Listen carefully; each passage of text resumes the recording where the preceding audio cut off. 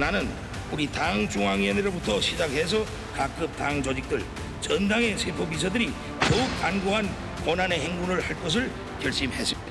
이제 경진안 들어오면서 산이 볼거숭이가 되면서 풀도 부족해요. 김정은 원수님께서 가르쳐 주신 대로 토끼 기르기 운동을 활발히 벌려 나라 살림살이에 보탬을 주었습니다. 네, 북한에서 일가족이 귀순한 거는 2017년 이후 6년 만의 일입니다. 박성규 의원님, 그런데 이 일가족이 상당히 규모가 크다면서요? 네, 사돈 관계로 지금 보여요. 네. 인척이라고 발표를 했습니다. 인척이라는 게 아시다시피 친척은 그 남자 쪽 인맥이라면 인척은 이제 혼인에 의한 것이기 때문에 사돈 관계로 보이고 어린 자녀가 있고 그래서 서로 뭐 시댁하고 친정이 지금 온 것 같다는 거예요. 11명. 로 왔었던 게 여러분 기억하시겠지만 1987년 김만철 씨가 그 목선을 타고 내려와 가지고 전국이 화제가 됐던 게 있는데 그게 1987년의 일이었고 마지막 귀순이 동해 쪽으로 내려온 그 6년 전 사건이 지금 자막이 더 나왔습니다만 이게 이제 여러 가지 원인 중에 식량난 얘기 나오고요. 코로나19 때문에 북한이 완전히 한 3년 동안 국경을 봉쇄했잖아요. 그러면서 더욱 그 일부 지도층 빼놓고는 극심한 식량난에 시달렸고 네. 이런 통제사회에서 사느니 차라리 죽더라도 한번 내려가 보자. 그래서 지금 보면은 황해도 강령군 쪽에서 그 이 50km 정도를 어선을 타고 아주 그냥 거의 목숨을 건 저기가 보면은 옹진반도를 거쳐서 백령도, 연평도를 지나서 오는 길이잖아요. 저기에 북한의 감시망이 촘촘히 있다고 본다면 네. 걸리면 할 수 없는 것이고 뭐 일단 내려가 보자 이런 심정으로 내려왔는데 그 일가족 특히 사돈 관계라는 점에 그 당국이 밝혔으니까 어떤 사연이 있는지 좀 들어봐야 될 것 같습니다. 네, 그렇다면 뭐 인원이 굉장히 많고 그러려면은 또 탈북 준비도 있었을 테고, 그리고 아이까지 데리고서 위험한 바다를 왔는데 최진봉 교수님 쉬운 결정은 아니었을 것 같습니다. 그렇죠. 쉬운 결정은 아니죠. 아이들까지 대가족이 함께 내려왔는데 근데 치밀하게 준비는 좀 한 것 같아요. 이분들이 원래 본인들이 목선을 가지고 있었는데 그걸 약간 개조를 해가지고 준비를 한 것 같고요.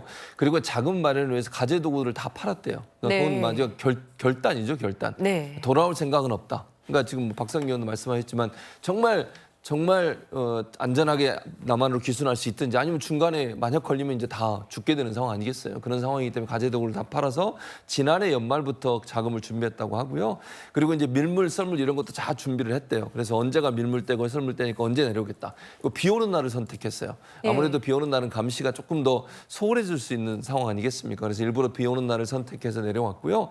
그리고 혹시나 장기화될 수 있는 위험성이 있기 때문에 비상식량, 옷가지들, 연료까지도 충분히 준비를 해서 장기 표류에 대한 대책까지 세운 걸 보면 치밀한 계획 가운데 이루어진 게 아닌가 이렇게 생각을 합니다. 네, 정혁준 변호사님 보면은 또 이 언론과의 인터뷰에서 보면요, 아이가 유치원을 들어가기 전에 그때 나와야겠다라는 결심을 했다고 하는데 북한에서는 혹시 유치원을 들어가면서부터 다른 과정들이 뭐 있나요? 일단 뭐 저도 자세히는 모르지만은 이제 집체 교육 같은 것들이 있지 않겠습니까? 네. 그러니까 이분들이 탈북을 결심할 때에는 나도 나지만 아이들을 위해서 탈북해야 되겠다라고 하는 심정이 훨씬 더 강했을 것 같아요. 그래서 이제 국정원 통해 가지고 밝혀진 그 이분들의 이야기를 들어보면은 북한의 부조리를 견디기 힘들었다는 거죠. 다시 말해서 단순히 먹고 사는 게 힘들기 때문에 북한을 탈출한 게 아니고 북한 사회가 뇌물에 착취에 인권 유린에 인간성 말살에 이런 그 인간성이 더 이상 이제 보존될 수 없는 그런 사회니까 그러니까 여기를 나와야 되겠는데 보니까 애들이 조금만 더 크면 이제 유치원 가지 않겠습니까? 그러면 교육이 시작이 되는데 그럼에도 불구하고 계속 뭐 김정은 우상화나 그 김일성 계속 그 3대 우상화나 이런 식으로 세뇌를 받으니까 그러니까 이건 안 되겠다. 그 바다를 통해서 내려오는 것이 얼마나 위험하겠습니까? 하지만은 그럼에도 불구하고 가장 그 효율적으로 가장 성공적으로 내려올 수 있는 게 바닷길을 통해서 내려오는 것이다 이렇게 생각을 한 것 같고요. 그다음에 중요한 건 뭐냐면은 어떻게 이런 생각을 하게 됐는가? 남한 방송을 많이 봤대요. 근데 그 남한 방송의 대표적인 뭐 이만갑 이제 만나러 갑시다. 그래서 이제 방송을 보면서 우리 사회랑 저 사회랑 틀리구나. 그렇기 때문에 저는 어떤 생각이 드냐면 북한에서 대북 방송에 굉장히 민감하잖아요. 이게 예. 북한 그 사람들한테 큰 영향을 미치는 것이 아닌가 하는 생각이 듭니다. 네, 이현정 의원님, 네. 이 귀순을 결심하게 된 시점에 혹시 현 정부의 뭐 분위기나 이런 것도 영향을 미칠까요? 아마 아시겠지만 지난 문재인 정부 때 이제 그 북한 어민들 동해로 내려왔을 때 강제 북송한 사건이 있었죠. 네. 그때 뭐 살인자라고 해서 이제 강제 북송을 했는데 그때 당시에 북한이 이 사례를 북한 전역에 걸쳐서 엄청나게 선전했다고 합니다.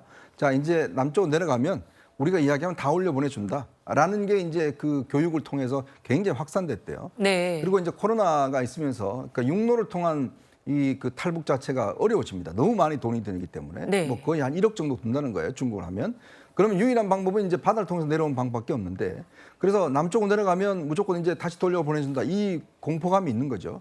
근데 그게 우리가 아까도 정익진 변호사 이야기했지만 북한 쪽으로 올려보내준 소식이나 이런 걸 통해서 아, 윤석열 정부가 들어서면서 실제 북한 인권을 굉장히 강조하고 있다. 이런 네. 부분들이 이제 많이 알려지고 남한에 내려가면 일한 만큼 벌 수 있습니까? 라고 이분들이 물었다는 거 아니겠습니까? 그만큼 자신들의 어떤 경제활동에 대한 보장을 받고 싶은 거죠. 그러니까 즉 남쪽도 분위기가 많이 바뀌었다는 걸 아마 인지했을 것 같아요. 그러니까 이 목숨을 건 탈출을 감행했지 않겠습니까?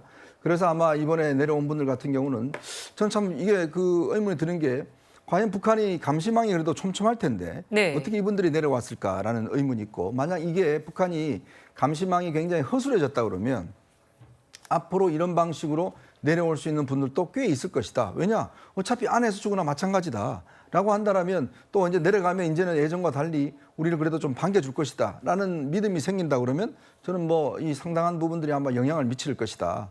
그래서 우리가 이제 앞으로 대북 전단 금지법이 있습니다. 북한에 지금 못 보내는데. 네. 그렇지만 이런 부분들 우리가 적극적으로 앞으로 북한 쪽으로 소식을 좀 알려서 북한 주민들의 어떤 이 인권 문제 이런 것들을 강조하는 게 실제로 우리가 북한의 어떤 핵무기를 대응할 수 있는 저는 유일한 무기인 거 아닌가 생각됩니다.